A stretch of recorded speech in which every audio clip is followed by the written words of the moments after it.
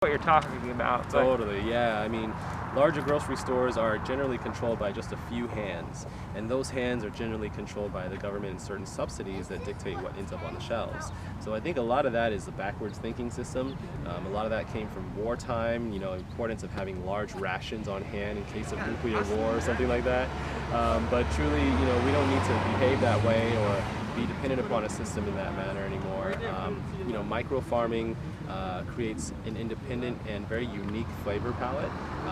Each farm is different, each approach will be different, and by creating private agreements with the homeowners, there's no way it can be gobbled up in the same way that farmland is little by little over time.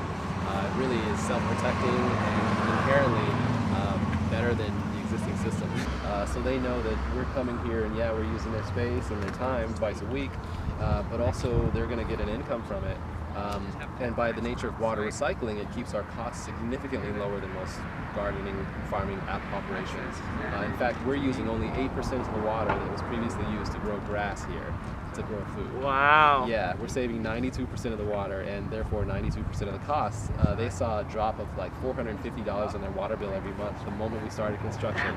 Yeah, and we have a separate meter, so we measure it, and we've got graphs, and we're now measuring the energy usage of the pumps as well, to soon connect with a solar partner so we can knock that off. Correct. So what's that motivation? So my motivation, honestly, has been like water conservation. That's been a big thing.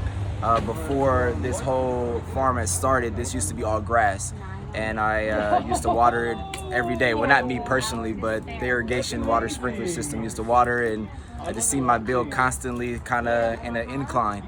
Now that I do this and the farming, that is, the water has decreased, and it's definitely worth the time and investment to water and be involved in a farm than it is just grooming grass. Has been my main motivation. And then, who wouldn't want fresh crops on their land? That you could come outside early breakfast and cut some basil to throw in your scrambled eggs, or you maybe need an eggplant or a couple bell peppers to make a sauce or something like that. So that's been a great motivation. And it's empowering, and it shows others kind of like the situation we're in. We very much feel like we are a light in a dark room where many others don't know what they could have, how food could taste, and the kind of liberty and independence that they should deserve as human beings. But what we're doing here is showing the neighborhood in a very open manner that they are respected and they can honor themselves by purchasing and participating in a system that honors our humanity first. Amen to that. I like that. Thanks. Would you talk about how this is playing a larger role in the fight against big food, or whatever you want to call that entity? I think the biggest message is that if we don't take this opportunity now, we'll miss it again for another 100 years. And food power is the greatest power. It's the one thing that's held back people in times of oppression. It's the one thing that would create differentiated societies, even in Black slavery times.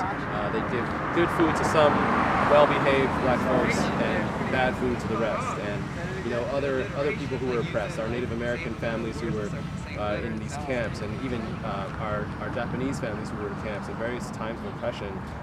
Even during the Holocaust in Europe, food was used as a tool to control those who were most oppressed. So we have to make sure that we differentiate, we decentralize the power of food, so it can't be used that way anymore. Now it can be used like love. It can be used for generosity. We often give away little tomatoes to people that walk by, and there's always more food growing here than we actually need to give out to our paying customers. So we always donate 10% of our food to the community refrigerator down the street. It's a place of abundance and generosity, kindness. So, it's just like a tool in your toolbox. As much as it can be used for good, it can be used for evil. So you have to, very much design a system where, maybe everyone's got a tool like this, and people who are using it good get promoted that way. And it'll be very shunned upon when other grocery stores and others that take advantage of vulnerable communities begin to use that tool for badness. And I look at leaders who've been in power for a while, either political power or business. Maybe they have money, or maybe they've inherited, or maybe they've grown the money over time, but they have not collectively solved these problems yet.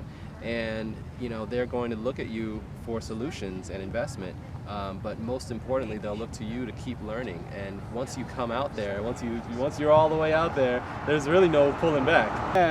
Crop Swap LA is the umbrella company for each of these microfarms. Yeah, exactly. So Crop Swap LA soon will have its own training center, not only for staff but also community members. And we're going to re-pick up the crop swaps, where normal gardeners would bring their extras to each other, because that's really the heart and core of what we always did. We gather together with our extras and just share and leave after that. And it became a kind of like garden church every month, where people of all backgrounds would just level out on food together. And we'll start that again, once we get some more regularity with this. But yeah.